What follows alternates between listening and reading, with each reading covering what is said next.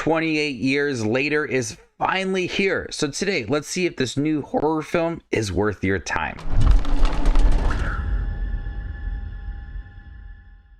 A group of survivors of the rage virus live on a small island. When one of the group leaves the island on a mission into the mainland, he discovers secrets, wonders, and horrors that have mutated not only the affected, but other survivors. I just recently watched 28 Days and 28 Weeks Later for the first time. I've been meaning to watch them for such a long time, but I said, you know what? I'll just watch it right as the new one comes out. And this is directed by Danny Boyle and also written by Alex Garland. This stars Jodie Comer, Aaron Taylor Johnson, Ralph Fiennes, a great cast behind this movie. And it's set 28 years after the events of that first film, 28 Days Later. And you have a group of survivors that live on an island. They can travel to the mainland and get resources that they need. And Aaron Taylor Johnson takes his son to go to the mainland since he's 12, and he believes that he can be exposed to all of that and kill zombies out on the mainland. I wasn't really anticipating 28 years later so much, but the trailers looked really good. Part of this movie is fabulous. The atmosphere that is created within this film is really intense. Danny Boyle does some really terrific things with this movie, and then some of it really falters and becomes very questionable with some of their choices. But what works for this film is like that first act that really sets up this chilling atmosphere after the events of the rage virus and how people are coping with it and living on this island, and they have their daily routines. But Aaron Taylor Johnson brings his son, played by Alfie Williams, into the mainland, and there they encounter gnarly zombies and a lot of violence. And there Alfie Williams, his son, learns a lot about his father, a lot of aggression that he didn't really experience on this island. So the first act is really balancing a lot, where you have this really demonic feel to it, this chilling atmosphere that's just clouding this mainland. But then you see this father and son story that Spike is slowly starting to realize things about his father that he didn't know so much about, and he is put to the test quite often. And Alfie Williams in that first act is really good. A realistic performance of a young boy that is experiencing the zombies for the first time. His father is constantly there telling him what to do, so he has to juggle being afraid of the zombies but also trying to stand up and prove to his father that he can do this.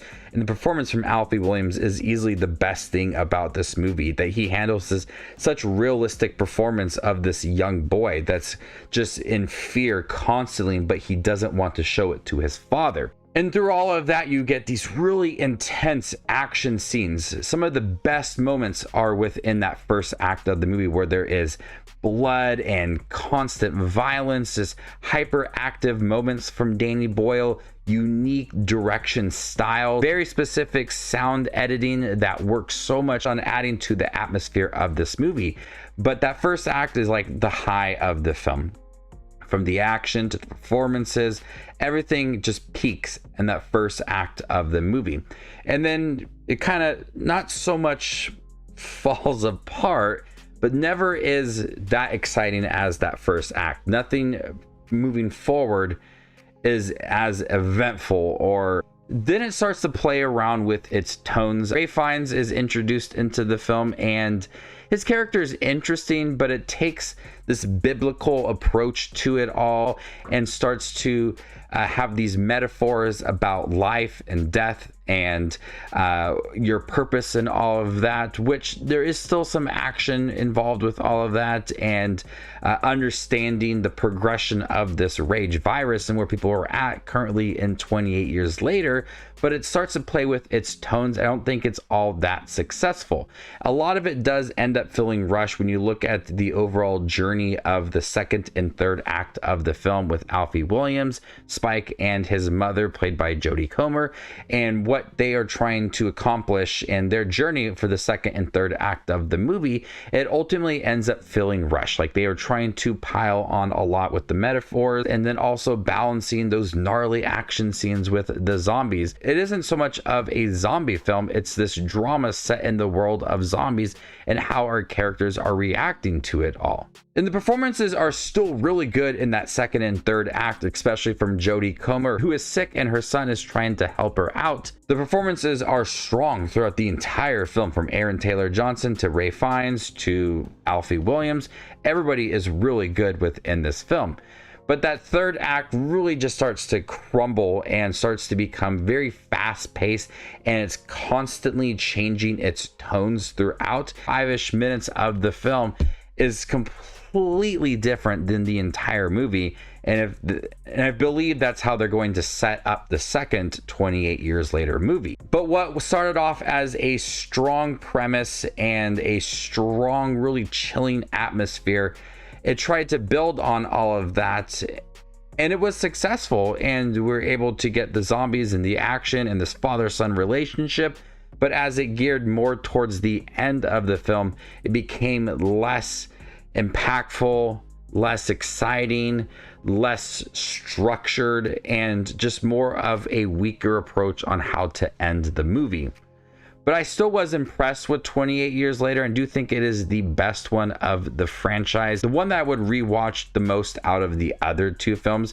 Here with Danny Boyle and Alex Garland, you have a lot of great techniques, and a lot of the direction from Danny Boyle is able to capture that high octane, really quick editing. Really does work for this movie as the zombies are running throughout the fields. But he does it so well, where other directors that have a lot of quick editing and just fast camera movement don't know how to approach it all. He pulls it off quite well within this film. And I do like Alex Garland's writing within this film. It does bring up a lot of emotion, also thought-provoking scenes between father and son, world 28 years later, and the rage virus and how people are coping with it all. But I think that the movie just peaked really early on and never really was able to catch up to all of that towards the second and third act of the film.